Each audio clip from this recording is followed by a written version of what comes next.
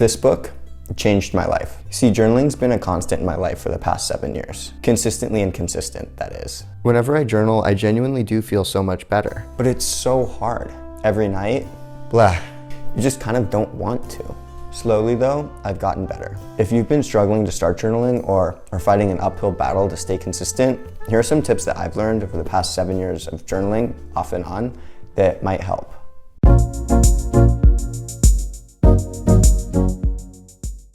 Hi, my name's Tristan. Today I want to go over some tips and tricks I've learned from journaling inconsistently over the past 7 years. You see, I'm not some psychopath with infinite willpower who can force myself to journal 10 pages every morning after their 5-mile run, but before their cold shower. I just journal mostly when I feel like it. I'm a normal guy.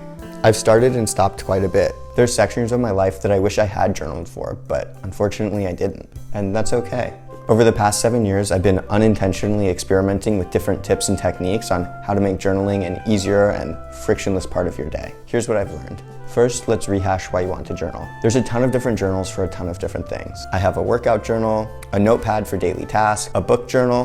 When was the last time you used your book journal? And a gratitude journal. In this video though, I'm going to focus on my personal journal. This is probably what you were thinking of anyway. Essentially, this is a journal you use to catalog your daily experience and maybe mentally sort through some things whenever you need the extra help. There are alterations and changes and some specific types of journaling that I do recommend you try in your daily journal, but essentially what it comes down to is just sitting down and writing something, anything, every day. Journaling has tons of benefits. It's shown to reduce stress and anxiety by helping you process your emotions and catalog your experiences. It helps me worry less about the future because I understand my thought process more after writing it down. Journaling can help you focus on the positive aspects of your life, helping you cultivate a stronger sense of self and self-worth, and remind you of who you are.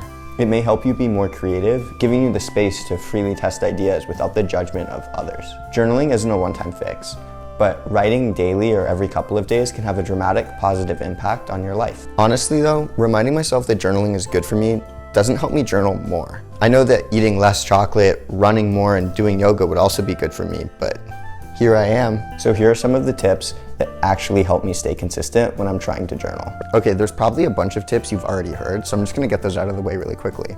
Be honest, write consistently, don't worry about grammar, don't worry about spelling, don't show it to people unless you're trying to get famous on YouTube, try different styles of journaling, it doesn't matter what you're writing with, blah, blah, blah, blah, blah. They're all true, of course, but they never really actually helped me try journaling. The first thing I've started doing that actually has helped me journal more consistently is not setting a minimum when I'm writing. This is really helpful because a minimum makes me feel like it's always gonna be some uphill battle to hit a page count or a word count every time I sit down to write. And then if I think I have to do that, I'll just choose to not start. Your days are probably boring and monotonous anyways. You might as well just write a one-word review. It's better than nothing. The pressure of an entire page is frankly daunting. I'd rather talk to my extended family about my relationship status than force myself to sit down and write a whole page about how I'm feeling. At least then I can lie. A related tip to having no minimum is not starting a new page every time you write. I used to do this because then I would try to write a page, but what I realized would happen is I wouldn't write a page, and then I'd feel guilty about all of the blank space piling up in my journal. Now what I do is I start each new entry just with a little line and the date right below my previous one. So it could be at the bottom of the page, the top of the page, it could be in the middle of a page, it doesn't really matter. Now I don't really feel any pressure to write a specific amount because at the end of the day, I'm probably writing more because I have no pressure to write. Plus, my journal doesn't feel as empty anymore because it's just a continuous stream of writing, and seeing a continuous stream of writing like that helps motivate me to write more anyways. Tip 2.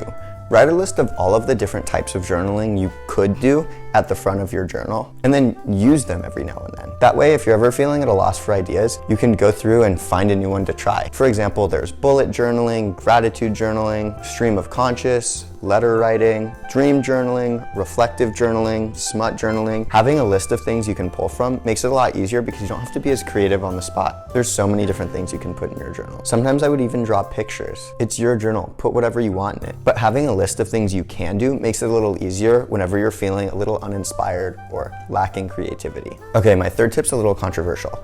I think you should spend money on a journal you actually like. So yeah, it doesn't matter, you can write in anything.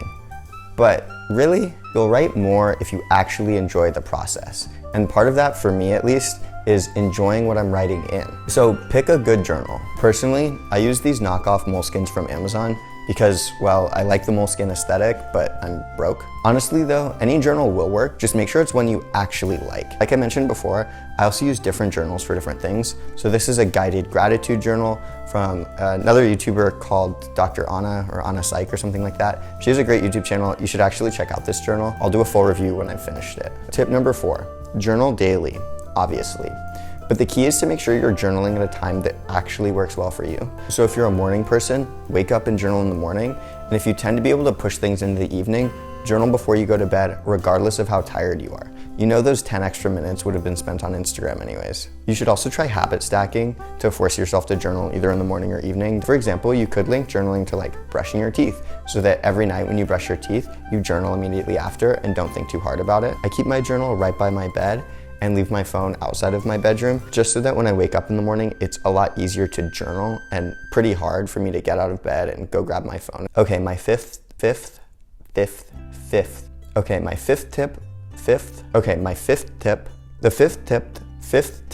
Okay, tip number 5. Tip number 5 only works if you have been journaling for a little bit of time, but I found it actually really motivates me to continue to journal, so I'm gonna include it. You should reread your journal entries. This feels a little weird and a little hard, but it's kind of like having a one-way conversation with a younger version of yourself. Now, I know what you're thinking.